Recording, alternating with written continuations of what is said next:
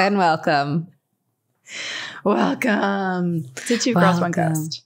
Two Girls, One Ghost.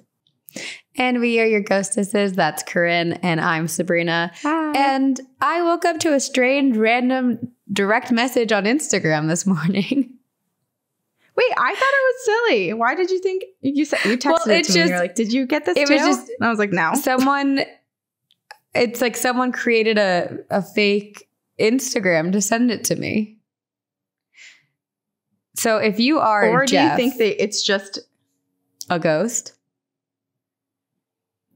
Well, let me read it. Okay, so it says that part is, yeah. It says, when you're a ghost, how will you do your whole disappearing thing? The classic fade away till you disappear, or the theatrical poof? And how will you answer Jeff's question? Jeff, I will answer your question on the podcast. I will not respond to your DM because it feels like you created a fake profile, so I didn't know who you really were. But I would love to theatrically poof in and out of places to answer your question. That one's fun. But like poof into sparkles or something where it's like you like have to pretend to drop something and then. Okay, but do I have to pick? Can I do both? Like depending on the environment? Probably. Like I would love to do a slow fade in and a slow fade out if I'm really trying to scare someone. Yeah. That would be nice. I want to do like a glitch, like when you watched TV back in the day and you'd like turn it off and there would still kind of be like the buzz and you'd see the static for a little while longer and then it would dissipate. That's what I want to do. Oh, that's fun.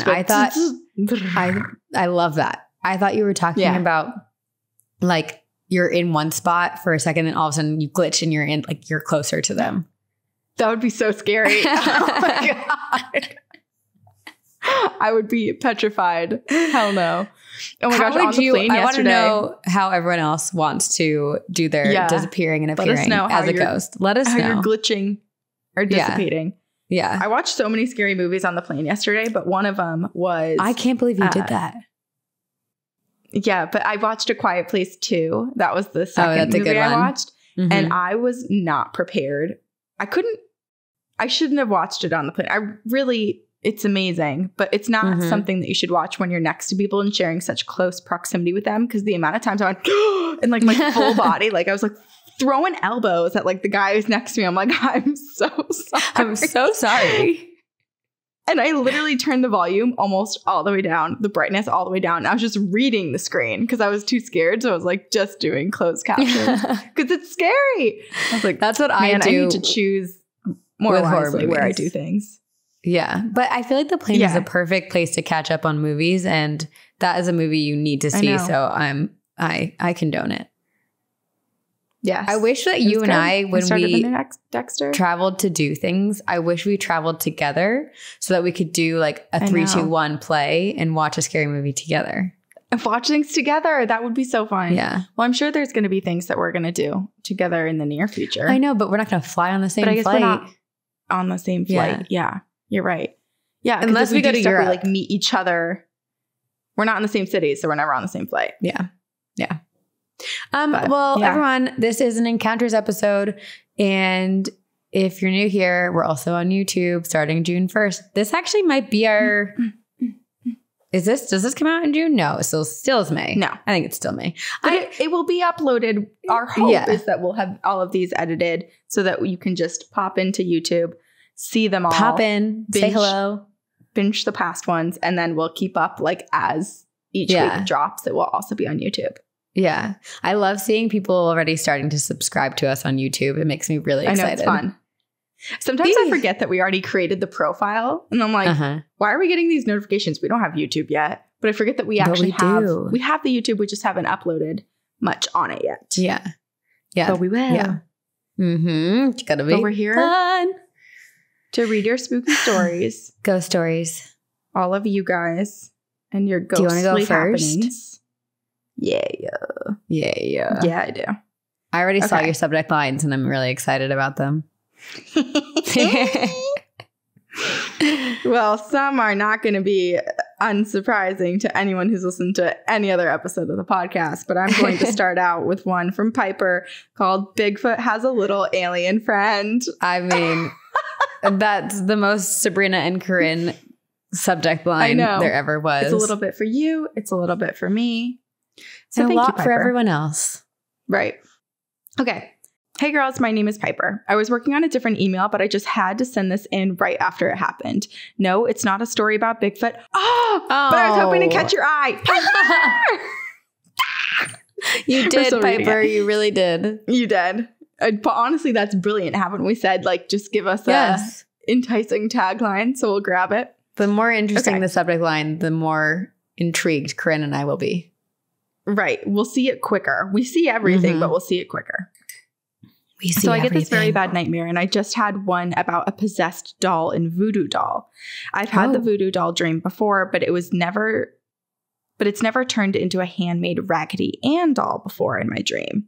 The dream was of my boyfriend and I moving his beat up 2000 Jeep Cherokee into the tree line of what was supposed to be my parents' yard.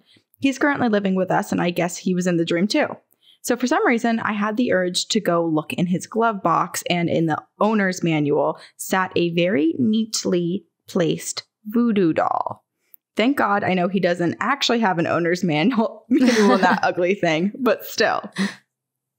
I could tell he was freaked out, as he should be, but I told him that he just needed to get rid of it with me. Realistically, I shouldn't have said that in front of the voodoo doll. By the way, in the dream, we were already sitting about 50 feet from the tree line that we were supposed to park in.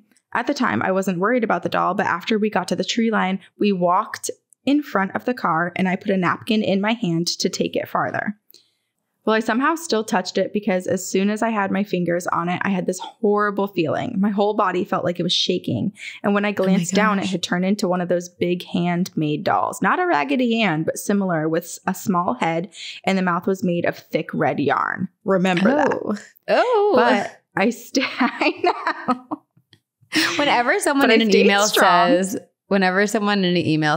remember that, yeah, I mark this, drop a my pin. Brain goes to the weirdest, darkest places. Yeah. What is the worst thing that could happen? And usually we're about to read the worst thing that could happen. But I stayed strong and I walked 10 or 15 feet from where we parked the car. I told the thing that it was not welcome telepathically, and I was pacing, definitely because I was nervous. And I still had these very bad chills, like someone had both of my shoulders and was shaking me and sending shocks through my body. Well, I dropped the doll face down, also important, and my boyfriend and I started to walk off. My boyfriend had a shovel in hand ready to bury it, but for some reason, I didn't want him to bury the voodoo doll in this dream. Something told me to look behind me, and when I did, the doll had moved a foot to the right and was now on its side. I looked forward and then back again, and the doll was now smiling, straight-faced, frowning a little, and then a very deep frown was then visible on its face. I told my boyfriend to just look behind us, and then we just kept walking, and he said that he saw the same thing. What the heck? I kept looking back like an idiot, and it kept happening. I was watching this doll frown and smile at me. Of course, I had the chills. This was terrifying. So we get back to the car. I wake up from the dream, but I still felt the same chills when I woke up, like I had been in shock. I felt that way before, but I don't know if I ever have after a dream. So this was a little freaky. And I said out loud in a very stern voice, whoa, suddenly I'm losing my voice, but quiet enough to not wake my boyfriend who was sleeping next to me, that nothing is welcome near me or my boyfriend. Mm-hmm. I'm glad I have him here with me now. His snoring is definitely keeping the demons away. Normally after a bad dream, I just sit here on my phone paranoid and try to go back to sleep. But at least I can cuddle up to him and be okay. But I'm sure this email is going to sound a little bit jumbled, like everything I've tried to write out about my dreams. But this one by far has been the creepiest, and I fucking hate dolls. Maybe I'll just... Yeah. Although I want to say that we don't hate the haunted dolls that listen to this podcast. That's true. We love them. And all the dolls from Aeonian They're Spirits. Kind supporters. Yeah. Yeah. Exactly. Yes. We hate badly haunted dolls, like evil haunted dolls. Yes. Evil dolls. Yeah. And then she says, well, I love this podcast. Keep doing what y'all are doing. And hopefully I can get more stories to you guys soon. I have one from my mom about a clown doll. See him on the other side. In a whisper, obviously. I kept forgetting that this was a dream for part of the time that you were reading it. It's so interesting, though, because I really do think dreams are tapping into a different consciousness or plane, or like I think there's a connection to the universe when you're dreaming. Mm-hmm. And so I wonder if somewhere out there in the world, someone was like using a voodoo doll against Piper in a way. And she picked really up on it in the dream. I didn't think about that at all. I was thinking that's really interesting. I feel like that's very possible, because that makes sense why it felt so real. Like she was having this visceral response even when she woke up. And so that makes sense, especially given that she was like, I've had dreams before of like creepy things. I fear dolls. Yeah. I've had these like weird, horrible dreams, but this one was different. I was thinking more of like, maybe there was something that was just trying to scare her. Like there was some sort of like sleep paralysis demon that was like, okay, dolls are her thing, so I'm going to have a little fun here. You gotta give them horrifying credit for creativity. Like these sleep paralysis demons, or demons in general, the way that they can manipulate and like creatively control dreams or reality, like they would make really, really good television writers. They would. Oh, but honestly, too, I feel like if we could all just record our dreams. Yes. There are some dreams that I'm like devastated to not remember the details of when I wake up. Because I'm like, this would be so good if I could just write it all down. I know. We need like little capsules that just like, or like in Harry Potter, they take the memories out and then you put it in the little vial and you can watch it again later. Yeah. Yeah. We need, or like the BFG. Don't they do that in the BFG? Or like the giants go and like blow nightmares and dreams into little kids' minds. Gosh. I'm the one day when I have a room of my own, when I'm a showrunner, I'm going to interview some sleep paralysis you meant like demons. Your own bedroom away from Nick. I was like, oh. No, I guess out of context that doesn't make sense. But no. In a writer's room that I am running and hiring for, I am going to interview some sleep paralysis demons for some ideas. Good luck. That would also be a good show. A show about a room of writers that are all sleep paralysis demons. TM, writing it. TM. It's a little bit reminiscent of like The Good Place, but like they're writing. Yeah. They're writing nightmares or something. They're writing the nightmares. Or writing nightmares. Yeah. Yeah. Yeah. Or what if it's like about a group of people that are so sick of writing only nightmares and not being trusted, and they're trying to, all these sleep paralysis demons are trying to prove themselves as comedy writers. Oh my gosh, they're trying to write comedy, but every time they try to pitch a joke and then they go, and then we murder them. Yeah. I'm here for it. Okay. All right. You can TM that one. I'm TMing all of it. All of it. Okay. I'm going to read one from our listener, Shauna.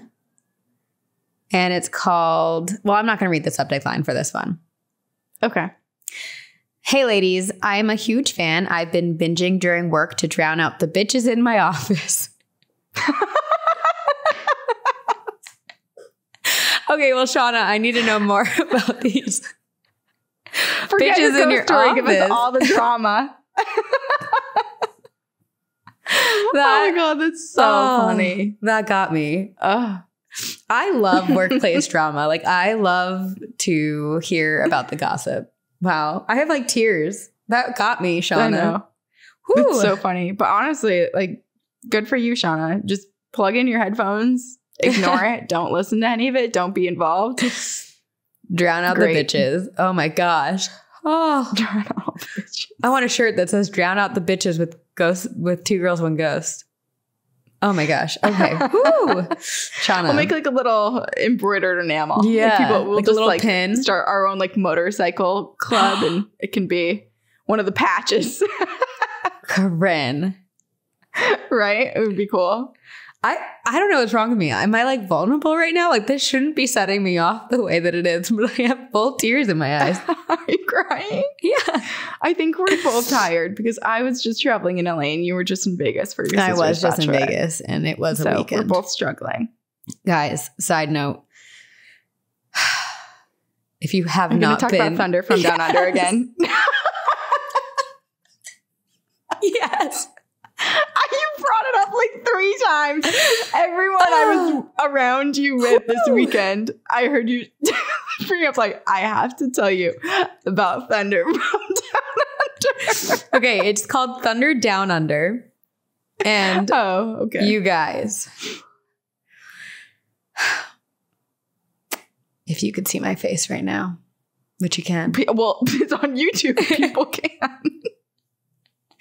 All I will say is holy hot. It was, if you are in Vegas or if you have access to, I don't know if they have YouTube videos, but be in person, preferably. Thunder Down Under is the most delightful, and it's hot. It's just hot. And that's all I have to say about it. I haven't stopped thinking about it.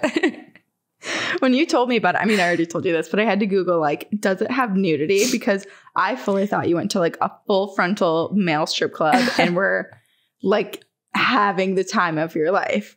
Which, if you had, good for you. But I didn't understand it. I thought you were, like, you should have been there. And I was just picturing, like, wangs everywhere, like, flopping around. Yeah, see, I don't think I would have liked that.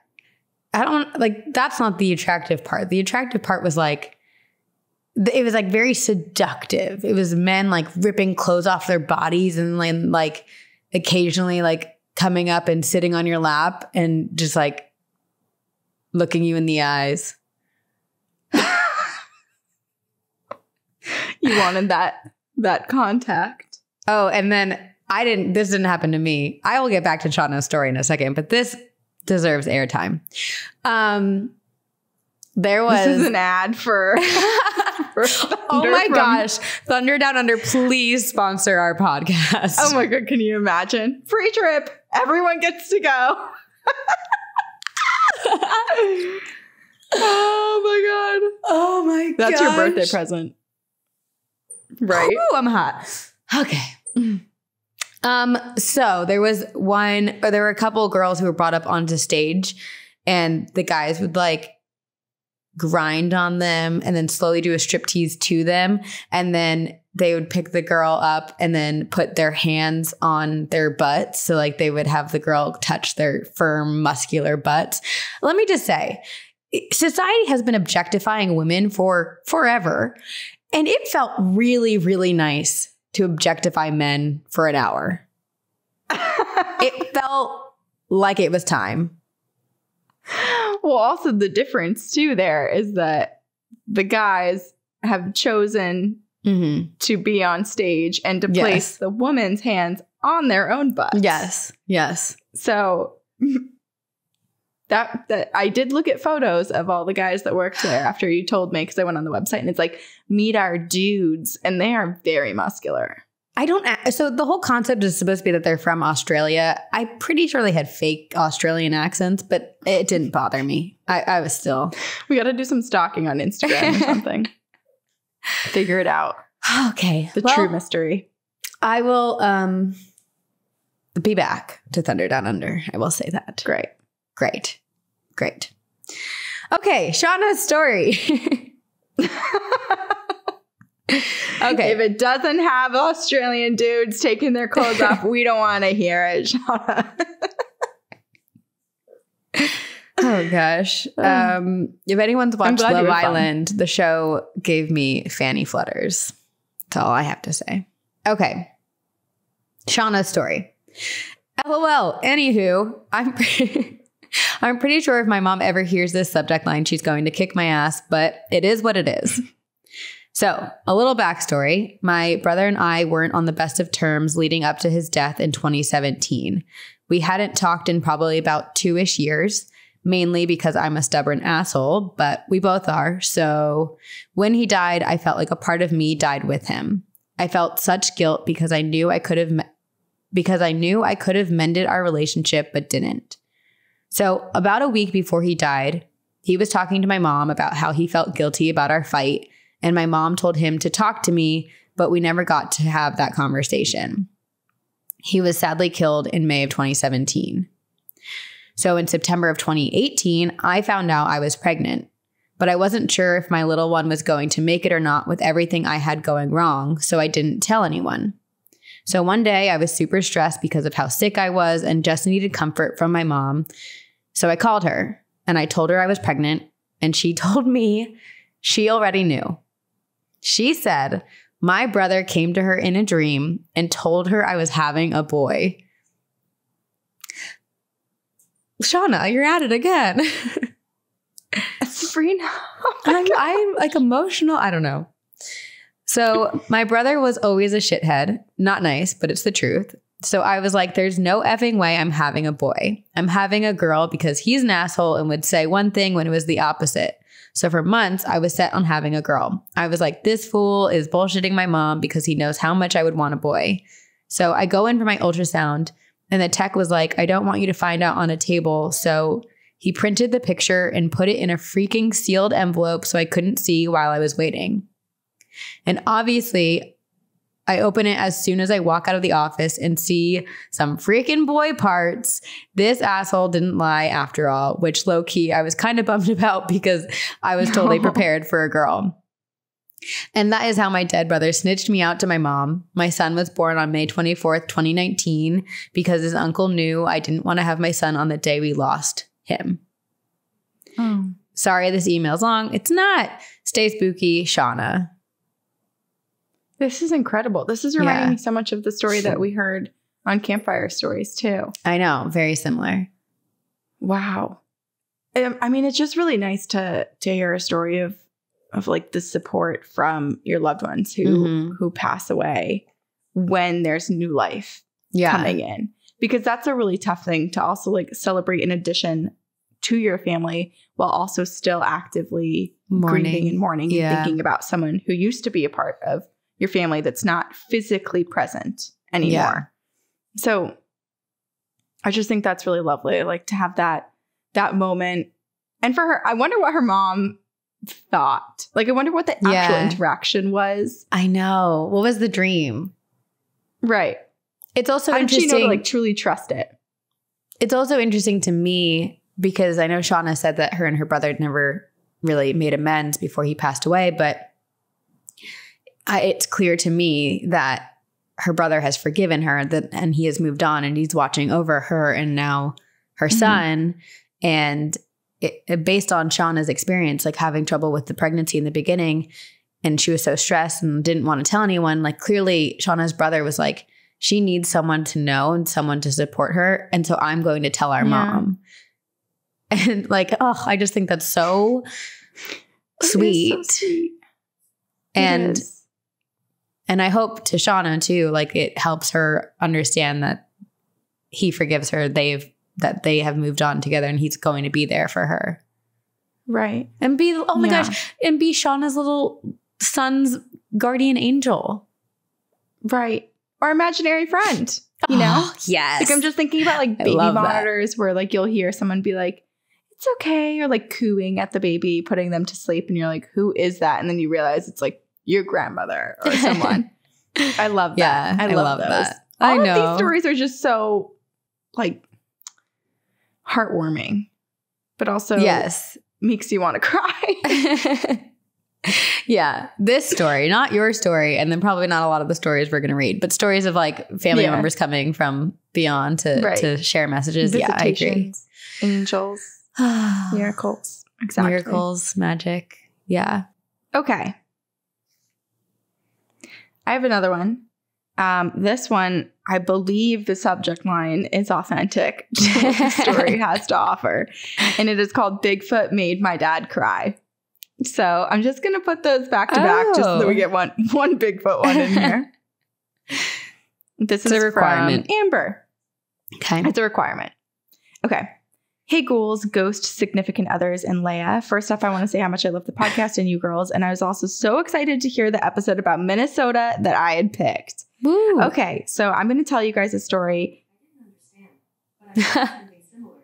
Do you want Oh. I mean, yes, but no Google. Off. Never use it. That was an interesting. I'm curious. I want to listen back and see what you said that made it sound like that. I know. I do want to. I do want to know the answer to that. We should have asked. Can't ask. Shoot. Listen to that podcast. So interesting. They knew. Okay, so I'm going to tell you guys a story that my grandma used to tell me almost every night before I would go to bed when I would stay at her house. My dad's side of the family is from this really small town. I don't even think I would call it a town. It's called Wawena. Wawena. Where is that? My dad's whole side, I don't know. Probably Minnesota, since she wanted to hear Minnesota. Oh, yeah. Should we ask Google all of our questions now? Wawena.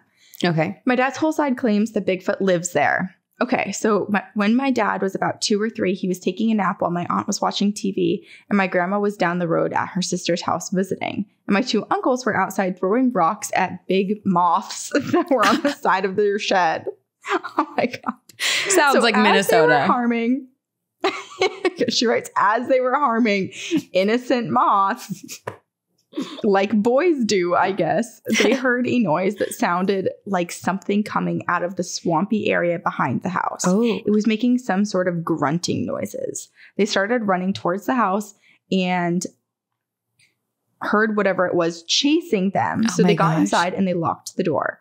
As they were telling my aunt what was going on, the door handle started to jiggle. And of course, they freaked out and decided to call my grandma to come home. As they were talking to my grandma, they could hear whatever it was walking around the house, still making these weird grunting noises, but it didn't quite sound like any kind of animal that they knew. My grandma could also hear the noises from over the phone. What? Oh my God, so loud. When they heard it walking around the house, it walked past my dad's room as my dad woke up starting to scream. So my grandma drives back to the house to see what's going on. She walks up to the door and it's locked. And she's thinking, oh, great, I'm locked out here with whatever it is that my kids are freaking out about. So finally, my uncle comes. He opens the door for her and they are freaking out, trying to tell her what's going on. So my grandma goes outside and looks around and sees some bigger footprints that go around the house and then sees nothing and hears nothing. That's pretty much it. My grandma has told me this tons and given me ton more stories about that house, from a guy showing up in the middle of the night wanting to use their phone, saying he ended up there because he only takes right turns only. What? Like a real person? I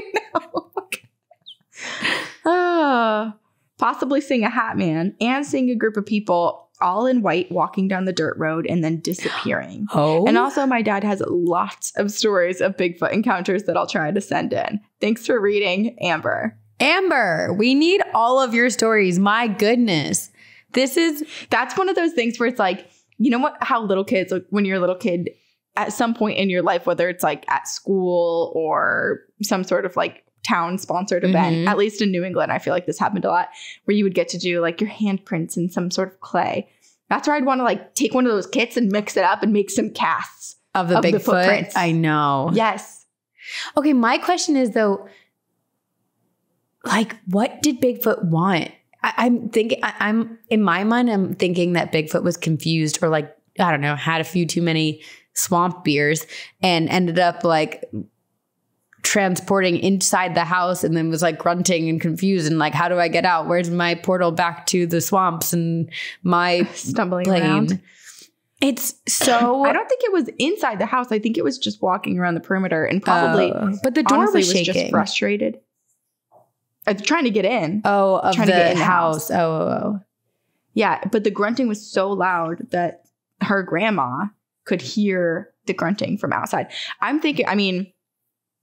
They would know if it was a bear because you could hear it. And like, I feel like the footprints would be kind of distinct. And also if it's like a black bear, it's not like their like feet are very large, but it just makes me think that maybe the sound of the rocks hitting the side of the shed where the moths were that her uncles kept throwing, maybe that just like really disturbed it. And it was like, or maybe it was like one of those things where you know, like certain monkeys, you're not supposed to like point and smile at them because they take that as a threat. Maybe that sort of sound and that action is supposed to be some sort of like territorial thing for interesting. Bigfoot. What if Bigfoot is like, what if moths are like somehow connected to Bigfoot and Bigfoot was really offended that they were throwing rocks? That was Bigfoot's pets. He had curated his butterfly farm, all of his moths. He kept them there. He was having a party later. He was going to show everyone they were on display, and he was devastated. All of his hard work just ruined. I just want to see Bigfoot frolicking with moths. Why can't I say that word? Moths. How do you say it? Moths. Why is it? Well, I think not come off my tongue. I don't know. I think you're saying it right. I think you're just not hearing in my head you saying it right. There's that Ted Lasso episode where they just talk. They say the same word over and over and over, and they're like, it loses its like it no longer sounds like the word when you say it so many times. It doesn't sound right.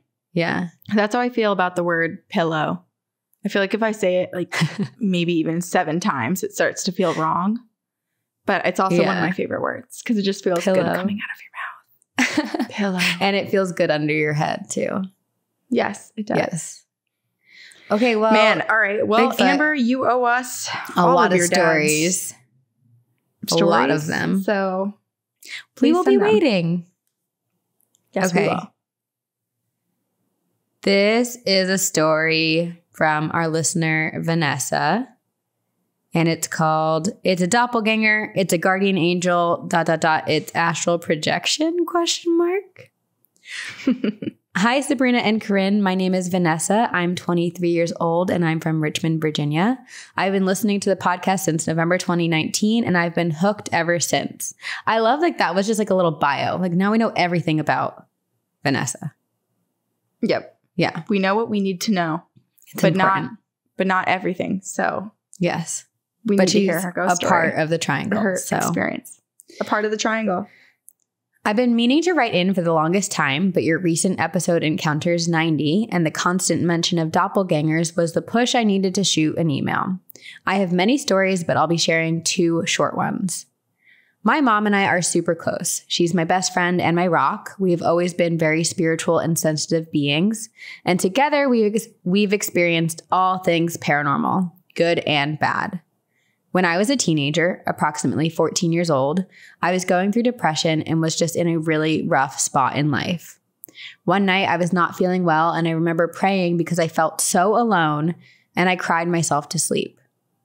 My dad came into the room to check on me. It was dark and the only source of light came from the moon creeping in through the curtains. My dad saw that my mom was cuddling alongside of me, her long black curly hair shining in the moonlight. Seeing that we were both okay and fast asleep, my dad went back into his room when suddenly he froze.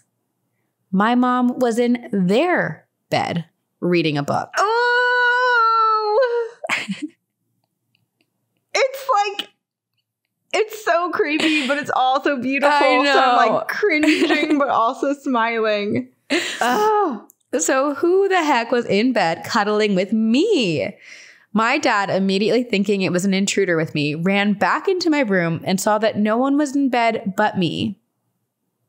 My dad, confused, told my mom, and my mom, as calm as ever, didn't even react. It's okay, she told my dad, and she smiled. To this day, my mom says it was a guardian angel sent to comfort me, but I think it was herself, that she had projected and sent her energy to comfort me. Wait, I was going to say the exact same thing. I mean, that's what it sounds like. I loved the idea of thinking of Vanessa's mom, like in bed, like not really reading the book, but like looking at the book and just getting into the meditative state and just thinking about being with her daughter and cuddling her and giving her comfort. And that's how easily she can astral project. Like that she does it all the time. Well, parents have that sort of weird witchy connection that's so amazing. Like, you know when your child is going through something, you know when you need, like my mom knew things that I'd never spoken out loud. And also I told you the story very brief. I won't retell the whole thing, but basically like when I was in middle school, I was going through a hard time and my mom like accidentally astral projected and like witnessed and saw everything that I was going through. And so that's why I started to think about that. Where when she was like, it's okay. I was like, her mom must have done something. Yeah. And like, yeah, somehow part of her. This makes me want to master when she needed to. This makes me want to master astral projection before I have children so that I can just astral project to be there for them. I know. Like that is honestly beautiful. It is. But you also, I think, are like naturally good at it without knowing how to do it or control it. But you slip into it accidentally. I have the ability. So I think it might like really come out when you're a mom, when you have kids. Yeah. All right. I'm going to practice. Okay. Back to Vanessa's email. My second story happened to my dad only a few weeks ago. And then she wrote in parentheses, my poor dad, for someone who is not a 100% believer and a scaredy cat, he experiences a lot. So my dad likes to relax in his truck in the evenings when the sun is going down. And he was watching something on his phone when my mom comes out and brings him a cup of coffee. Without looking up, my dad grabbed the coffee and said, thanks, Lizette. And then he heard my mom's voice say, I'm not Lizette. My dad looked up and no one was there. But my dad looked at the cup of coffee and it was a mug that I had gifted him years ago that said, best dad ever. And it was Father's Day that day. She wrote, ooh, chills. I have no explanation for this story. My mom says that when my dad had this encounter, she was still making his coffee. And my dad says now that he doesn't know if he thought he saw me or my mom or what, because my mom and I sound and look alike. Was it a doppelganger? Was it a spirit? Was I astral projecting without knowing? We truly may never know. Thank you so much for reading. Handed a cup of coffee, though? Handed a cup of coffee. Whoa. I know. Ooh. I know you girls hear it a lot, but y'all are literally the best. Sabrina, I'm also a writer and just wanted to tell you that you're such an inspiration to many women writers, including myself. You guys are really trying to make me cry today. Keep up the fabulous and spooky work, ladies. See you on the other side. Vanessa, P.S. Thanks to Corinne, I got sucked into the TikTok trend and I came across this creepy TikTok, which I've attached, where a ghost was caught on a truck driver's camera, and I wanted to share it with y'all. Beware a hitchhiking ghost. Wink, wink. Oh my gosh. Okay. Well, we'll have to watch it and then we'll share it on our social media when this comes out. Oh my gosh. I'm wondering, okay, so this, obviously we talked about the first one, but the second one, I'm starting to think like, I wonder if it's another relative. Like, I wonder if it's her grandma or great grandma, you know, like, I know certain people, when they pass, they might present themselves at a certain age. It's different from when they passed away, but like family wise, his wife, like her mom, might look very, very similar to maybe her like great grandma or something. But he was also not really looking up. He just heard the voice. So the wildest part is in any version of an answer to the story, which I don't think we'll ever get. If it was Vanessa's mom astral projecting, or if it was Vanessa astral projecting, the fact that they physically gave him a cup of coffee, like I've never heard of that. Coffee inside the mug is what's like really tripping me up. Like the mug is dramatic enough. Yes.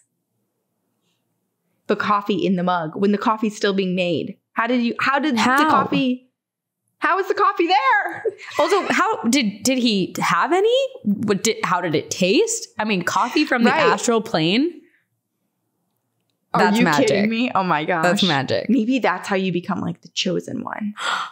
You have chosen to drink for what? The coffee I don't know. For something. You have to drink the coffee to find out. I don't know, but like I'm picturing that, you know, like gosh. You get handed the potion and suddenly you're in this you're in this troop of superheroes. Yeah. Okay, Corinne, when I'm practicing astral projecting, I'm going to try and bring like first like a penny with me. And then Ooh. I will slowly be able to bring coffee to people. I love that. A little morning wake up. Yeah. That would be so lovely. Helping everyone with their morning routines. Just find all of the like single parents out there and give them their cup of coffee in the morning. Cup of coffee. Yeah. I love that. Yeah. That's so cool. I have no answer. It's so, yeah, that's a befuddling, but also incredible story. Truly. You know what your code word, or not code word, your word. What? Your word is, Sabrina? What? I feel like we both kind of pick up on certain words and say them a lot at certain periods, or not like a lot, but it becomes introduced into our vocab. Mm-hmm. And you say befuddled or befuddling. You've said it maybe like 3 times in the past 4 months. And every time you say it, I'm like, God, that's such a good word. Oh, do I? It's so good. Yeah. I apparently say incredible a lot too. Incredible. I'm trying to expand my vocabulary too. I go through phases where I'll do like word of the day. I also really want to buy a dictionary and just like flip through and every day like read a new word and learn how to use it. But the hard part is that it's such a good idea, but then I don't know how to create that habit. And also dictionaries are really expensive. Did you know that? No. How much are they? I don't know. I haven't looked in a while, but I remember last time I looked, I was like, what? But it might have been. You should just get one of those like pocket dictionaries. I know, but then you can't just flip. We have apps on our phone now. That's true. That are. Yeah. I'm sure there's like a word of the day on dictionary.com. There probably is. And then it's one of those things where But there's something lovely about like taking the big dictionary and slapping it open. Do it like a thin, like really soft, shiny pages. Yeah. Oh, and then the ones that have, I mean, I know this is more like encyclopedia style, but I definitely have seen dictionaries that have like the coated gold on the outside of the pages. Oh. You know? Oh my gosh. I love those. Maybe that's the one I was looking at and why it was so expensive. Probably. All gold dictionary. I'll get you one for your birthday. Wow. Will you take me to Thunder Down Under and give me a gold dictionary? After we try to have our CE5 event, our close encounters of this kind out in the desert. Which birthday works if we're going to Thunder Down Under. If we're going to Vegas, we can easily stop on the side and be like, aliens. Corinne, this might be the best birthday ever. And it hasn't even happened yet. I think so. And then when you get pulled up onto stage, instead of a lap dance, we'll have them just read you the dictionary. Oh my gosh. That is hot. And then the aliens will come down because they heard me calling, and I'll be abducted while being read the dictionary by a hot Australian Thunder Down Under man. Oh, and you get abducted with one of them. Oh my gosh. You have a little buddy.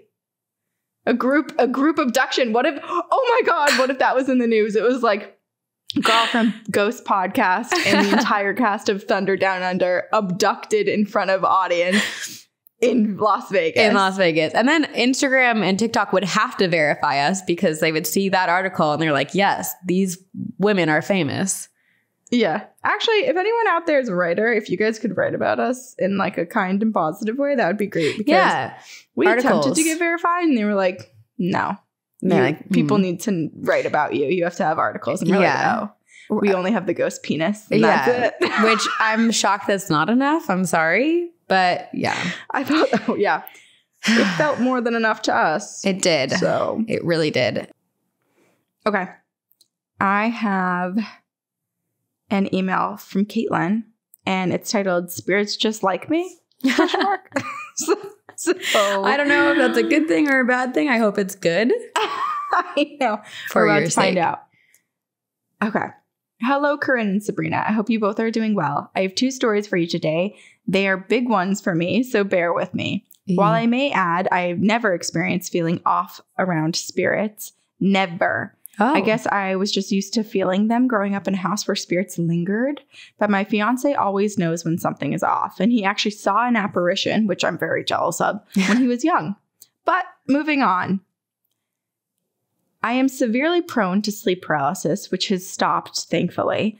And I'll explain more in a different email. about how I think sleep paralysis is just you stuck in your body trying to escape the astral plane. Oh, whoa. I mean, it's all just kind of scary. Yeah. Send us your theories, please. Yeah. We'd love to hear. The first experience I had was a couple years ago in 2017. My fiance, boyfriend at the time, and I were looking for a new place to move into, and we had this realtor helping us. So we were looking everywhere. We were living in Groton, Connecticut at the time, and mostly looking in Mystic. We found this place that looked amazing. It was a duplex perpendicular to each other, so this really big house just separated. And it had this small space, but it was really cool, and it had this cool old-looking kitchen. I was in love, of course, mostly because I just wanted to get out of our small apartment with our 2 cats and I wanted the room. And walking through the house was amazing. The kitchen was amazing. The hallway was small. The master bedroom was cool. I saw the cat from next door hanging out in the window looking into our house. Oh, so cute. So cute. I know. I'm in. I want this house. She goes, I mean, it had a weird look, but I'm obsessed with cats. Honestly, weird, but so cute. Love weird looking cats. It's maybe my favorite thing on Instagram. My cousin Mallory has a cat named Frank who like looks basically like the grumpy cat. Like he looks super ugly, but he's basically just a dog. He's this giant fluff ball, and she puts him on a leash and she walks him around and like lets him climb up trees on their walks. That's amazing. Frank. Yeah, everyone loves Frank. Love you, Frank.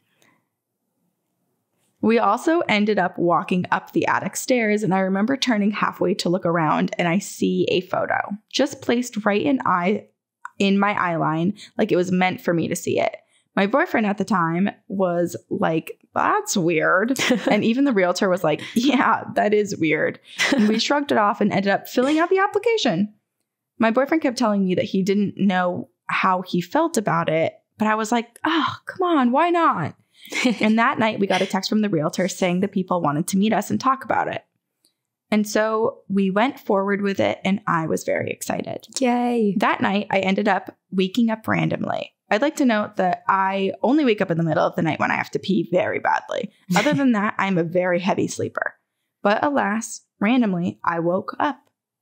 I thought it was weird, but I was like, maybe I'll just go with it. Like maybe I don't have to go to the bathroom. This is just out of habit, whatever. So I get back into the bed and I realize how awake I am.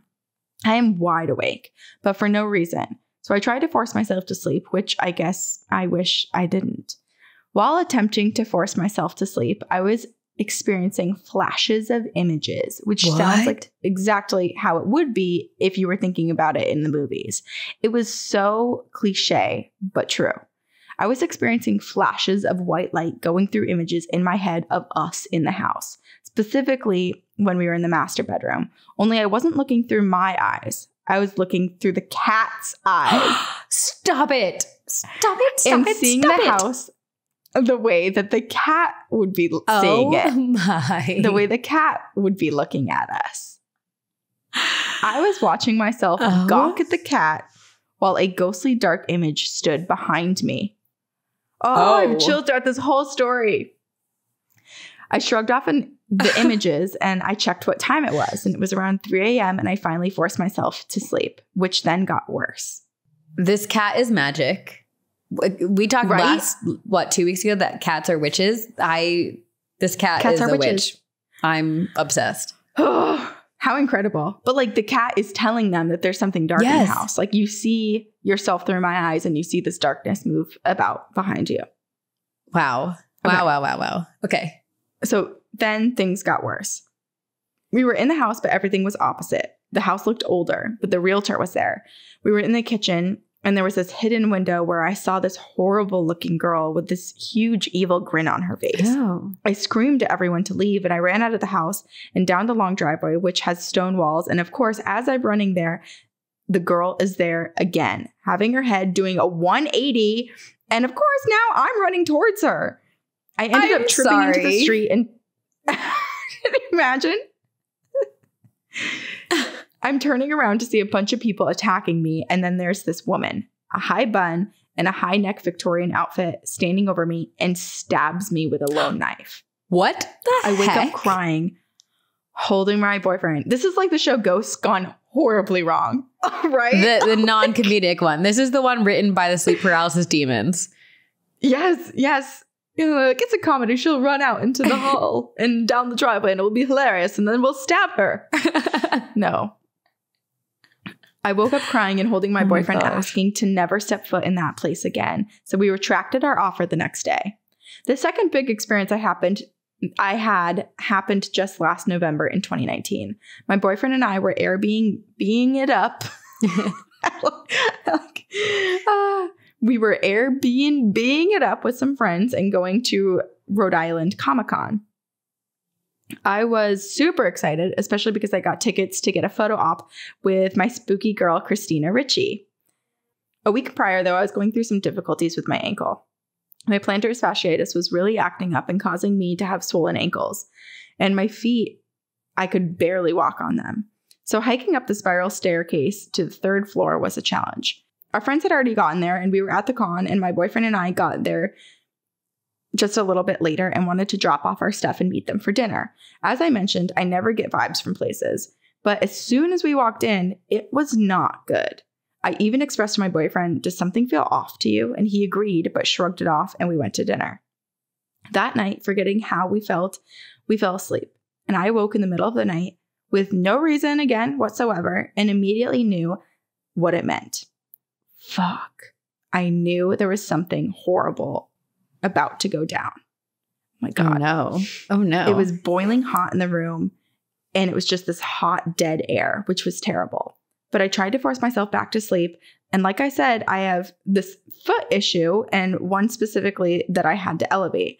And I realized that I needed to elevate this foot. So I quickly put it back onto the backpack. There were no extra pillows, and threw a blanket over my feet, and I laid back down.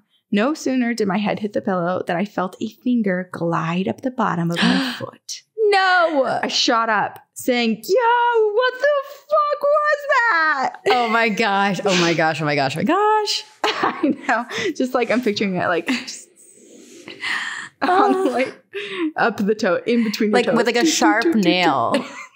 Yeah. Ugh. My boyfriend was halfway awake and didn't know what was happening, so I explained it to him and was just terrified this time. So I attempted to force myself back to sleep, but I knew I was not going to be sleeping. That was just not going to happen. I just kept thinking about it. And then the images started again. Flashes of lights, flashes of images of my friends sleeping in their beds, and this creature hopping from room to room, pleading to us, saying that we needed to stay and help them. I wasn't scared at all, so I ended up forcing myself to sleep. And the next day, we didn't talk too much about it and decided to just enjoy the conference. Later that night, we did not want to stay at that place again, even though we'd paid for the whole weekend, but that just was not going to happen. Oh my gosh. We did end up calling our friends to explain the incident, and Ben, my boyfriend, told his half that I didn't hear, saying how he was stuck in this sleep paralysis and how there was this creature in the corner. And he didn't feel that creature was bad, but something was just more like mocking him and keeping him from sleeping. I was surprised at hearing the creature because I hadn't even told him about the flashes of images that I had. And I asked him what it looked like, and he described it as something with a big mouth. And I asked him if it looked like the creature from Where the Wild Things Are, and he looked pale as a ghost when I asked this. He said that he'd seen something that looked like that as well. Oh my gosh. I didn't have any dreams that night when we got home, thankfully. But I will say this, though. After that night, that foot that got touched, it didn't hurt anymore. Oh my gosh. Oh my gosh. All for the big experiences. I'll email another time with some smaller ones. See you on the other side, Caitlin. It's a healing sleep paralysis demon? What? Okay, I have so many questions. Like, I wonder if there are multiple spirits there, because there's like that spirit that's asking for them to stay and help. Is that the same as the monster? And what does it need help with? Right. I don't know. And I guess it is nice that they both said they didn't get bad feelings from the spirit. It was just more like weird and a little unsettling. Yeah. He felt like it was mocking them. She was just kind of like, excuse me, I don't really know what's happening. I'm just strange flashes. Like, yeah, Caitlin was scared, but then wasn't anymore. It was kind of like a hard switch. And just like the feeling of like that's what's weird. Like the finger, maybe it could help. Maybe it did help Caitlin, because maybe it was like, I'll help you if you help me. I'll help your foot to pay it forward. And now I need your help. I need your help. This is one of those things where when you hear a ghost story and you like want to unravel and understand and dig into like the psychology of the spirit, but it's just so strange. So I will turn my focus to Caitlin. And I think the way that she experiences these paranormal flashes is so fascinating. And I mean, even with the cat, it sounds like she's able to be transported into someone else's perspective, whether it be the cat or the spirit, you know, moving through room to room, asking for help, which I think is, I mean, that's a superpower. How cool that spirits can, I know, basically give you their perspectives.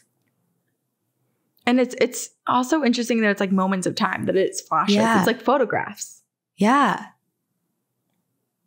Wow. So she's still kind of piecing it together. It's like she's flipping through a scrapbook of someone else's experiences and trying to make out like what you were saying, what that means for her. About like, if we could rewatch our own dreams or our own memories, like you can, if you're a spirit. If you're a spirit, you can give someone your memories, your dreams, and have them see it, which I think is, so we just have to become ghosts, Corinne, is what I'm saying. I know. Well, I feel like we've heard it before, where there's stories that people in their dreams have these experiences. And it's like, okay, is it a past life? Is it someone whose spirit is like at unrest, who's trying to have you solve their murder or their crime, whatever happened, or like help them move on? But this one's so interesting because it was literally the cat. Like, it was a living creature. Yeah. That she had plucked. I also wonder, was it in color? Because don't cats see in like black and white, or some sort of like, I don't know the answer to color. That. Yeah, I don't know. I also want to know more about this first place in the first story that they ended up retracting their offer on. Like, Caitlin, can you send us the listing? I want to see the pictures of it. And I'm just so curious what the history of it is, because there was like the high-necked Victorian ghost, and then the little girl with a creepy smile, and then the Victorian high-necked lady stabbed her. So it's like, who's who? Are there multiple spirits? Did a lot of things happen in that place? What was the black shadow figure behind Caitlin when they were walking through it? I don't know. Yeah. This was in Mystic, Connecticut, right? Yeah. So do some research into the location too. All right. I think she said Mystic. Caitlin, you have to send us more information. Give us all the info, because we're super curious. Always. This is the thing. Okay. If you ever hear us say we need more information, please email us again. Like, we truly, truly want to know more. Yeah. Reply to your first emails too, so that we can have the thread of info together. Yeah. We just need to know it all. We need to know it all. Okay. This is from our listener, Megan, and it is called Don't Forget the Newspaper: Kitties, Suicide, and a Protective Ghost. So, trigger warning, there is suicide in this story. Hi, ladies. I found your podcast recently and have listened to it almost nonstop since. As someone who is commonly referred to as the ghost friend, or the one with all the ghost stories, it makes me feel less weird. I love that. Yeah. I have a lot of experiences, possibly because I've always been open to the idea of the paranormal. My parents are believers, and the home they lived in before I was born was so haunted that one day my mom swooped up my brothers, called my dad, and refused to ever go back. Oh my God. I'll send some more stories. When in doubt, move out. When in doubt. Put into action. I'll send some more stories from my mom another time.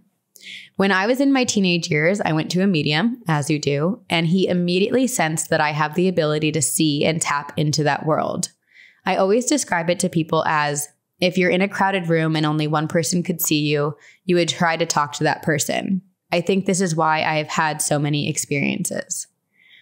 Anyways, I have one story in particular that I wanted to share with you. It has had the most impact on me. My sister-in-law at the time was working as a vet, and used to pet sit for some of the clients for some extra cash. One day, she told me that one of the houses she was pet sitting at was definitely haunted and I should come check it out. Again, it's because I'm the ghost friend. Walking into the home, I was immediately sad. It was a beautiful home, but you could tell many areas were unused or untouched. As my sister-in-law was showing me around, she was talking about all the weird experiences she has had, like doors opened that she knew she locked or items going missing. I could sense right away that we were not alone in the house. She then told me that the woman who owned the house's husband had died by suicide in the home. He was a lawyer who struggled with depression and lost a very severe malpractice suit. She then brought my brother and I to the den where the suicide had happened. At this time, nature called for my brother and he went to use the bathroom off of the den. As a joke, my sister-in-law shut off all of the lights and left the room, leaving me in the dark waiting for my brother. In that moment, I heard an angry, clear as day, "Hey!" in my ear. Someone was not happy that I was in his space. One might think that would be enough to not return to the home, but being a barista, hard up for money, I willingly took over the pet sitting gig from my sister-in-law when she determined the house was too active and creepy for her to return to. When I first met with the woman who lived in the home to get all the details, she had me meet her at the house. She explained where the food was, what kind of toys the kitties liked, etc. Then she told me one very specific request. While the cats only needed wet food at night, because the morning they get an automatic dry food feeder, she asked that I come by every morning to bring the paper into the house. She explained that once when she and her husband were on vacation, her home was broken into and it was very traumatic for her. She believed that someone noticed the newspapers were piling up and figured that they were not home. So she was very clear. I was to come get the paper every morning and not to leave it in the driveway until evening. A bit weird, but an easy enough request. After that day, my 16-day cat sitting gig would begin. I want to sidebar really quick to explain the layout of the house. It was a decent-sized house with a driveway and a garage that was connected to the home. I was instructed to go into the house through the garage. However, the house also had a U-shaped loop in front of the front door that she noted that no one really used. The paper was always delivered in the driveway to the garage. Nothing of note really occurred on the house in the beginning. Other than that, it just had that very sad feeling in the home. In my mind, I wondered if it was because I knew what had happened in the home. The kitties were also not a fan of strangers and often hid under the bed when I was there. It wasn't the happy kitty playtime that I was hoping for. One morning, though, I had overslept for work and knew I wouldn't make it to the house to get the paper. I thought to myself, what's one day? And carried on with my day. That night, I went to the house and parked in the driveway. I entered the home, fed the cats, unsuccessfully tried to get them to love me, and then decided to leave. As I got in my car, I realized that the paper wasn't in the driveway. At first, I thought maybe a neighbor grabbed it or that there was no paper today, but then I decided to check the front door in case. I pulled into the parking loop in the front of the house and saw that the paper was at the front door. Now, I was about 12 days into pet sitting here, and this was the first time it was at the front door instead of in the driveway. The woman had only given me a key to the garage door, so I grabbed the paper, put it in my car, thinking I would bring it in the next morning. As I entered the car, I looked up at the window. Clear as day, I saw a full-bodied apparition of a man staring at me from the window. I could tell it was not a live person because it was grayish and semi-see-through. I had been through the entire house, and I knew I was the only one in there. And I could tell he was pissed. I drove out of there as fast as I could, and to this day, I still remember what he looked like and that gaze. I was of sound mind, awake, alert, not inebriated in any way, and the sun was still out. I know what I saw. The next morning, I entered the home with my mental tail between my legs. I apologized out loud for not bringing in the paper the day before and made a promise to be more responsible in the future. Looking at some photos on the walls, I confirmed what I already knew. The man I saw was her husband. He was letting me know he was not happy with me for not bringing in the paper. I brought someone with me at night for the rest of her vacation. I can't explain the level of fear and guilt I had after the fact, and to this day, I still feel terrible for oversleeping that day. Needless to say, that was the last time I pet sat for the woman, even though she called me several times afterwards to ask me to. But I felt too ashamed to tell her what had happened. Sometimes I wonder if he moved the paper out of the driveway. As sad and scary as this story is, I do think it is sweet that he is still looking out for her. I hope you liked my stories. I'll send some more in the future. See you on the other side, Megan. I was going to say the same thing that Megan just suggested, that he probably brought it as far as he physically could in his astral body, which was to the front door, expecting her to take it the rest of the way. And when she didn't, he was probably like, I spent all morning pushing that forward. Oh, and I like the idea that he's just, he knows that his wife is so concerned about a break-in. I mean, that is super traumatic. Mm-hmm. And so he was trying to do what he could to help. Right. I wonder if this woman who lives there, if she's ever experienced anything herself, or if anyone else who's ever cat sit and house sat has ever experienced anything and told her. Yeah, and told her. I mean, it's probably hard for people to want to tell her because they don't want to upset her or trigger anything. But I also imagine that she probably had experiences. But it is one of those things that, like, you're not sure how to approach the conversation. I wonder too, like, maybe after the break-in, maybe he hadn't been around for as long. Maybe he had just kind of like been on the sidelines, watched her from wherever. But after her being so spooked and nervous about all of these things happening, maybe that's when he started to make himself much more actively present. Oh, interesting. In her life. Maybe. So it makes me wonder too if, like, that's something where she maybe recognized that he was with her now, or if it would have been easy for her to be like, oh, well, I think I'm just being a little bit paranoid. Like, I'm chalking it up to an overactive imagination. Yeah, I don't know. I also wonder if the kitties see anything.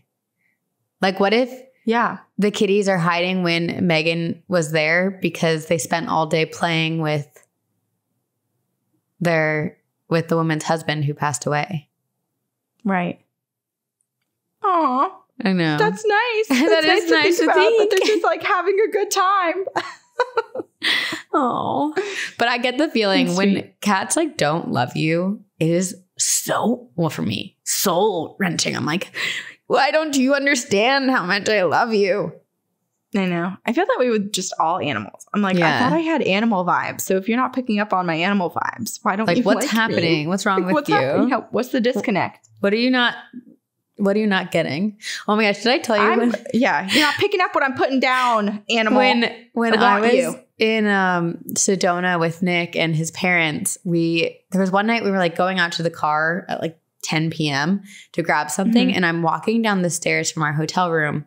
And all of a sudden I hear like this like shuffling happening. And all of a sudden this like, they're called javelinas. Like they're kind of like pigs, but they're not pigs. And it just like ran out from underneath the stairs. And I was so startled, but then I was like, wait, I've never really seen and I'm saying this, I'm calling them a pig, but I know they're not. I can't remember what kind of creature they are, but they look pig-like. What are they? They're called javelinas. I'm going to look this up. Yeah, they look like pigs, but they're actually a different type of species. They're not pigs. But anyway, I was like, oh, I've never been around a pig. Like they're kind of cute, even though they smell. They're called like the skunk. Their like nickname is like the skunk pig because they really do smell terrible. But are they as tiny as they look? No, they're big. You probably are looking at the baby they ones. Are? They're pretty I'm definitely big. looking at the babies. Yeah. And here we go. Here's like a... Yeah. I made eye contact with one and it kind of looked at me. Yeah, for everyone to look at that. It kind of made eye contact with me. And I was like, I think we're connecting right now. But then I chickened out. But I think javelinas like me is what I want to say. Do they attack people? No. Like so boars? Fran, Nick's dad, kept thinking that they were aggressive and attacking type of animals. But I was like, I'm not getting that vibe. And then I looked it up and apparently they're pretty friendly. So. Oh.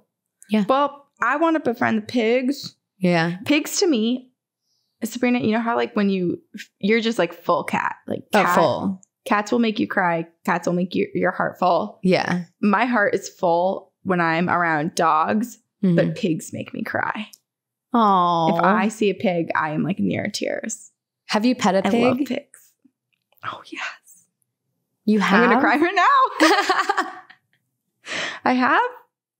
We had at our college, remember? During finals week, they had a petting zoo. They brought a petting zoo in. I did not. And I sat in the cage and pet the pig. I love all pigs. Piglets, big old piggies. Oh my gosh. All of them. So for those cat people out there, I'm sure you follow Kitten Lady. And then there's another one, Foster, I think it's XYZ, something like that. But the two of them are friends, and they've recently been fostering pigs a lot. And it is my favorite thing to watch. They like bottle feed these baby pigs. I need to follow this. Yeah. Just for the pigs. So cute. It's great. The kitten stuff is also, I mean, the best, but the pig stuff's a nice added bonus. Those little piggies. Little piggies. I think it's just, I mean, it's sad for the people who thought they were getting miniature pigs, but miniature pigs are not a thing. But do you remember like they were being marketed as miniature pigs? Yeah. And everyone bought them, and then they were just like these it's like, no, they're just baby pigs that grow into giant pigs. Yeah. Yes. You're just literally buying them as their babies. Yeah. But I want a pig, but I was told that I'm not allowed to have one. All right. This is from Marie. I always feel like we use the headphones in our ears, but yours fits really nicely in your ear, and mine, I feel like I'm like still getting used to like positioning it correctly. But I always feel like a pop star when I go like this. Because I'm like, I can't hear the music playing. I can't hear my vocal track. No, I'm just trying to shove it in my ear hole. I like that. Yeah, go ahead. I just like that. I like that. Hello, Corinne and Sabrina. I've been waiting for the perfect moment to sit down and write this email, but with my 3 daughters, that time has not seemed to exist anymore during this stupid fucking quarantine. Anyway, now is the time. Hello. Woo! My name is Marie, and like I said, I have 3 daughters, and let me tell you, they're little weird beacons who attract some very interesting events. Yes, love it. This is why having kids is great. Only because they attract weird things. Yes, exactly. That's why I'll have them. Yeah. Sorry, I'm like ripping out all my hair as we read this. Okay. So let me start with my oldest daughter, Joanna, now 12, and her first run-in with the paranormal. This story requires some very quick background details to make it make sense. My mom had a baby named Michael Paul in 1965. Michael passed from SIDS at around 2 months old on January 24th, 1966. Fast forward to 2010, when I gave birth to our second daughter, Georgia, on January 25th. My mom had a very strong and kind of weird connection with Georgia. Like, she never wanted to put her down and would stare at her for hours on end. She looked a ton like the baby that she had lost, but I never really mentioned it. I also thought it was kind of creepy that she was born the day after. Yes, several decades later. But he passed away, so reincarnation maybe? Yeah. Anyway, a few days after, I realized the weird connection with my mom and baby Georgia, and the coincidental dates that my oldest, Joanna, then 20 months, started walking around telling people, Michael Paul here. Guys, Stop. She wasn't even 2 yet, and I certainly hadn't told my toddler about her dead baby uncle. I panicked because I automatically thought that he was there to take my baby and to take my baby the same way that he was taken. I would stand in her bedroom over the crib and silently ask my uncle to please not take her, and then I promised I would take care of her. This went on for a few weeks with Joanna talking about Michael Paul being in the house and me asking him to please not take her every time that I would put her down to sleep. Right around when Georgia turned 3 months old, I put her into the crib and did my usual silent prayer. The second I finished, her Ladybug mobile turned on and began turning. Oh my gosh. I was totally freaked out and told my husband, but he just rolled his eyes. After that, Joanna stopped talking about Michael Paul. And now that I look back, I realize that he was not there to take my baby. He was there to protect her from what took him in his sleep. She had an actual guardian angel. Oh, like, or was it actually him? Or is it him reincarnated? I don't know. Either way, it's beautiful. Yeah. Oh my gosh. Michael Paul here. Now on to Georgia. She is 10 now, and the poor kid is obsessed with Ghost Adventures. I think has made herself way too wide open to visitors that she doesn't actually want. Oh, I love that. That was us. Yeah. That was us too. She had both the good and the bad experiences. She's woken up to see these odd figures hovering over her. And at first I thought maybe it was shadow figures, but then she started to describe them to me. And honestly, I don't know what they are. She said that they are people shaped, but completely see-through, but blurry. Most nights she just turns all of the lights on and then she's totally fine to go back to sleep. But one night she was pushed out of her bed. I never have any experiences in this house, so I really don't know what to make of it. So I just cleanse and burn white copal resin, and that seems to do the trick for me every little while. That's what my mom did in my brother's room. That was like this. If you guys have any idea what the clear figures harassing my kid are, I would love to know. I would like to know too. So sorry. I know. Yeah. Maybe other people will have information. Let us know. Comment below. Finally, the last comment below. Or join the Facebook group or Discord. I feel like there's so many places for the community to connect with each other. And there's so many people that have similar experiences and that have more knowledge than we do. Yeah. So that's a good place to start. So sorry, Marie, that Sabrina and I don't have an answer for we hardly circling. Do. Yeah. Yeah. We have answers for almost nothing. So so sorry. We're just here as the conduits. We just repeat everything. We just like to read your stories. Sorry. Exactly. Sorry. Finally, my last story. My little one, Sylvie, is 7. She is ... so weird in the most beautiful way. I love that. She's so open and has the most intense experiences. The first time we really picked up on her sensitivities was when she was 3 years old. It was the first night my friends and I went out ghost hunting. What that means is a bunch of 30-something-year-old women get drunk and go explore all the haunted abandoned places in our Philly suburb with an EMF detector, a pendulum, and dowsing rods. Yes. I love that. Yeah, that's awesome. That night, once my husband and I had gotten into bed and were just starting to drift off, Sylvie sat up in her bed and screamed. And then the power went out. No, you didn't read that wrong. She screamed. She didn't scream because the power went out. She screamed and then the power went out. Oh my gosh. I got up. This is so Matilda, isn't it? Yeah. I mean, wait, yes. Oh my gosh, my brain. I got up and I looked out the window and I saw that just our house was without power. Stop. We ran to her room and by the time we got there, the lights had come back on. My husband, the analytical, skeptical lawyer, looked at me and said, "Marie, what the fuck did you bring home?" It was awesome. Next, about a year later, Sylvie started telling me that she could hear people talking in her room. I asked her what she heard, and she said that she could hear people saying her name, and some were asking her for help. Oh. She said she wasn't scared, and she just ignored them because they were strangers, and we don't talk to strangers. Oh my gosh, danger. I love Sylvie. I love her. But she thought it was important that she tell me that it was Carl's birthday. Guys, we don't know Carl. When I asked her who Carl was, she said, "I'm not sure, but he wanted me to know that today is his birthday." Stop. Now that she's 7, she talks about her ability to commune with spirits all the time and nothing scares her. It's just a part of her life and she seems to enjoy it. Lastly, podcast related, but not paranormal, back to the Bibbidi Boppity Boo episode and the security guard telling Sabrina to smile.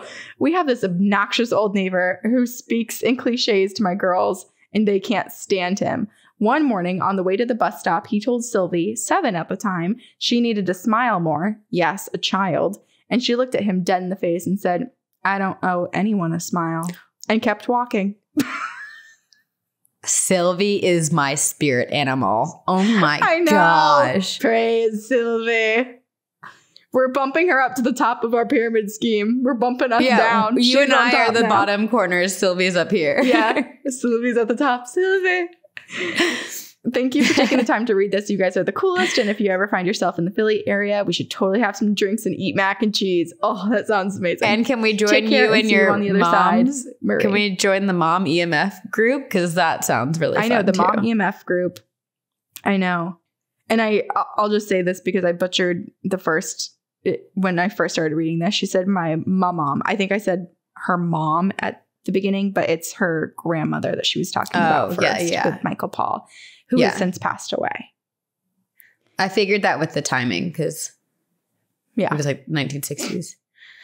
Right. Oh my gosh. Your daughters are freaking cool, like amazing. What a trio. Yeah. Yes. They might be the new triangle, the three of them. I think we're just not even on the triangle. We're like in the midst. We got lost. We got lost in their triangle. Yes. It's just incredible, though. I mean, it's so horrible to lose a baby, and SIDS is so scary. It's so scary, and I feel like being a new parent, there's so much pressure and there's so much after you, and so like there's to think so much to be afraid of too. Yeah, right. That Michael Paul's presence could also mean Oops, I almost dropped my phone. Could also mean that it was her own child was at risk. I know. I feel like that's so scary, but I'm glad to hear that it was more of a protection. Yeah. Which makes me wonder too, like to your point, Sabrina, when you were like, was it a reincarnation? I wonder if it was more of like, if Michael Paul was there kind of like doubling up in the body, like also being in her daughter's body along with her own soul to protect her during those at-risk years. I am curious because she said that her mom loved, like, had this like special connection with her daughter. So it does make me think that like it was a reincarnation in a way. And then, so I'm curious. I also wonder how old that daughter is now, and if when she's like 4, like our story in the last encounters with Elsie's daughter, if she'll have a lot more to say about her past life, even though it was such a short past life, but if she'll be able to speak about it more. Right. I mean, I think all of her daughters are older now, so she'll have to tell her because her youngest daughter is Sylvie now, 7. Oh. Okay, so well, we need to know more. Okay, when oldest to youngest. I wasn't sure. Okay. Yeah. Well, so now, Well, Marie, we have questions. We'll follow up.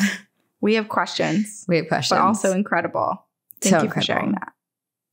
Okay. And Sylvie can turn out lights. She's powerful. Okay. I have a listener story from Tasha, and it is called, I Think You'll Like My Husband. He's Dead. Hello. I am one girl with one ghost, my husband. We'll call him N. I discovered your podcast during COVID while I was homeschooling my kids. Thank you for that spot of sanity. My 11-year-old daughter also likes to listen.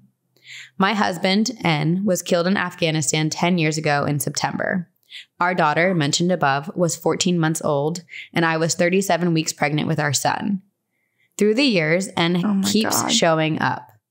2 of my favorite stories are included in this email, as well as a couple photos I believe he is in. The first time I had a powerful knowing he was around was when our kids were about 3 and 4. I was sitting in front of our fireplace in a new house that N had never lived in, and suddenly I just had this feeling that he was there. I always feel it on my right side by my ear and neck, and in my head I said to him, I know you are here, but I can't hear you. Go tell S. S is my friend that is a medium. Since about 9 months after N passed, he had been communicating to me through her, sometimes much to her detriment, waking her up in the middle of the night. I didn't even know she had this talent until after he died and he found her. Anyway, I told him to go to S, and then I had to put the kids to bed. Once they were settled in, I checked my messages on my phone, and much to my surprise, I had a message from S. This is, we could only hope to have someone like that. I know, this is amazing. Yes. It read, to the best of my memory, N says you think you hear him, but you're second guessing yourself. Just know that when you feel that he is really there. Just know that when you feel that, he is really there. The timestamp of the message was just minutes after I sent him to her. I couldn't believe it. It was so powerful. Oh, that's so sweet. I know. I have tried it again many times, but it doesn't always work. I also want to be respectful of S and not just dominate her talents with my requests. This other amazing story happened a couple of years ago. The team that N had first deployed with before I knew him was having a reunion. Wives were also included, so they invited me. Even though I had only met one of them in person before, N had always spoken so fondly of them that I felt like I knew each and every one of them. On the first night, we were standing around a large kitchen island, bigger than any standard kitchen island. The only thing on it was an empty red Solo cup, thanks to another wife for cleaning. I was standing at one end of the island near the cup with 3 other guys talking about N and sharing photos. Out of the corner of my eye, I swear I saw the red Solo cup move. I asked, "Did you guys see that? I swear that cup just moved."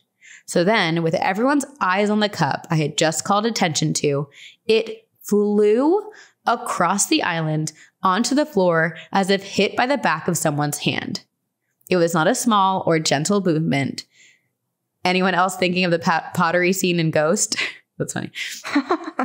I remember dropping my phone and throwing my hands up in the air like a stick up, I guess to show I hadn't touched it, but I didn't need to prove anything. They all had seen it too, and we agreed it was N, showing he was happy that I was there meeting his buddies.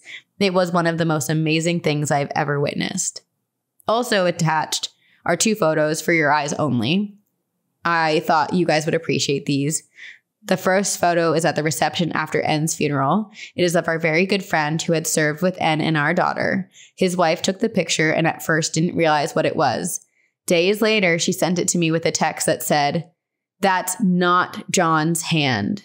If you look closely, you will see the waving hand is see-through. It's also not in correct proportion to the people in the photo, and since she took the photo herself, she knew her husband wasn't even waving in that moment." The second one, I know. I'm looking at it. I know. It's so clear. It's so clear. And I know we can't show it to everyone, but I mean, this is incredible. The second one is the day. It just looks like straight up a detailed hand that's translucent. Yes. And you can tell that the man in the photo, his arm is like down. Like, you know, like how a shoulder position like looks differently. Yes. Ugh. The second one is the day after our son was born. We didn't actually know we were having a boy. He was born 6 weeks after N died. My aunt, who had come to me to be my birth coach, was taking this picture of me, the new baby boy, the big sister, and my mom. And she took a picture, looked at her camera, and said, "Huh, that's weird." Then she took another photo. What was weird in the photo? A very clear orb right near my head that sure looks like to be the shape of another head and neck. I knew and wouldn't miss the birth of his only son. I know this sounds weird and I'm not being funny, but I'm very happy my husband is such a good dead guy. I feel like he hasn't actually left us and our relationship has just changed, and that soothes me. Thanks for reading. I have other instances of him being around, but these are my favorite. Tasha, she, her. Ugh. My God. I'm like, this is this beautiful story. Beautiful. It's making me emotional, like looking at the photos, because I know.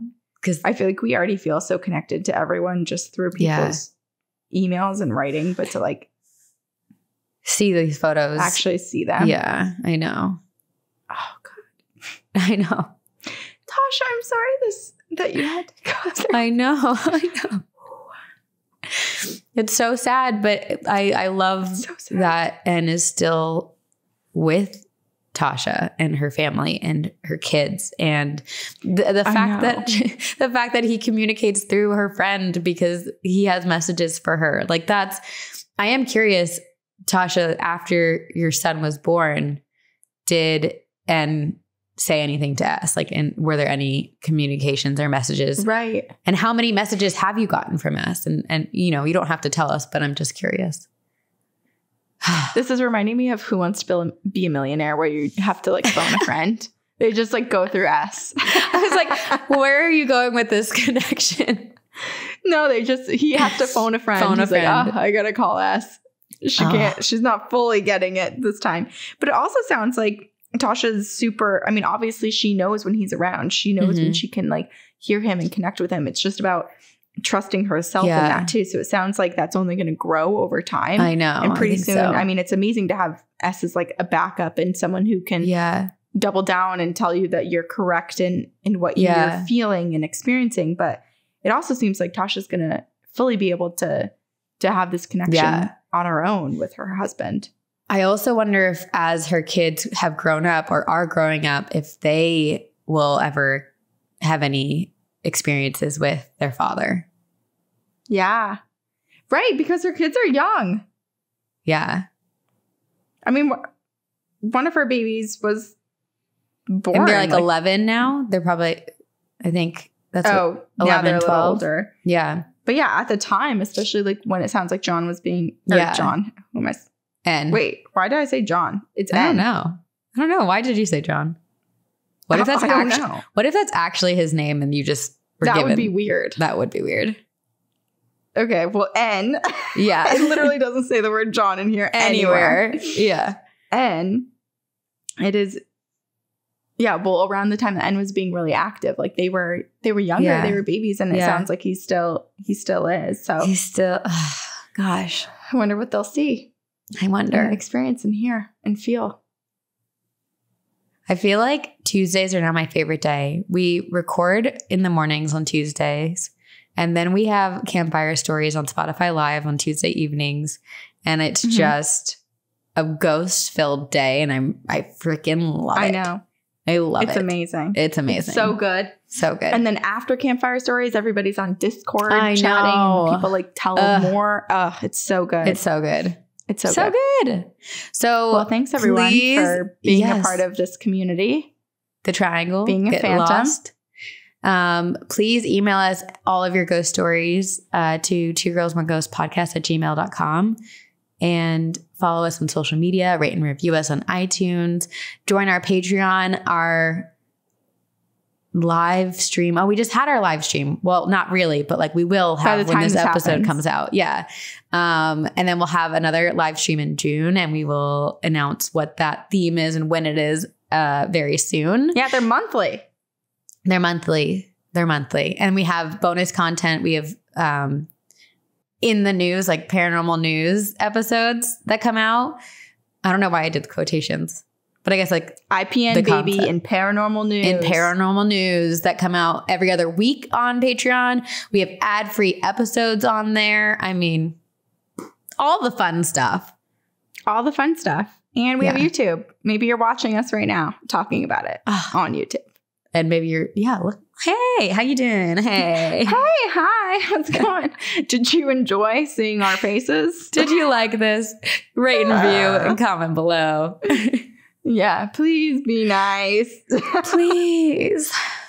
Otherwise, I'm going to die and poof into your existence or glitch and scare the shit out of you. So that's what do you want? That's, watch out. She's coming for you. I am. And we will. Oh, wait, no. Quick thank yous. Thank you to Aiden Manning and the entire team at Upfire Digital for editing both our audio and our YouTube videos. We freaking love you guys, and we wouldn't exist without you. So I will not haunt any of you. And now. And we will. See you on the other side.